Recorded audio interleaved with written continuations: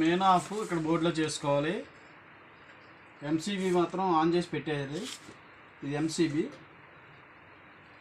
మనం ఏ నెంబర్ ఇస్తున్నామంటే చూసుకో, ఏ నెంబర్ జల్లెడ వేస్తున్నామో ఆ నెంబర్ పైన ఒకటో నెంబర్ అనే ఉంటుంది మెత్తడి పిండికి. అది ఈ కాణంలో ఇలా పెట్టాలి.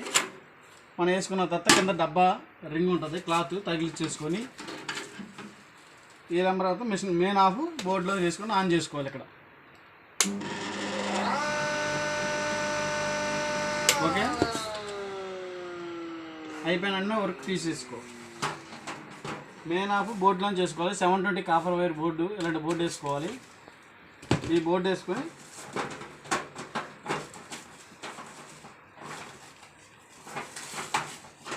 మనం ఇప్పుడు ఒకటో నెంబర్ వేసాం. ఇంకా మెత్తడి పిండి కావాలి, శనగపిండి కావాలనుకుంటే ఈ టైప్లో వేసుకోవాలి. రెండో నెంబరు.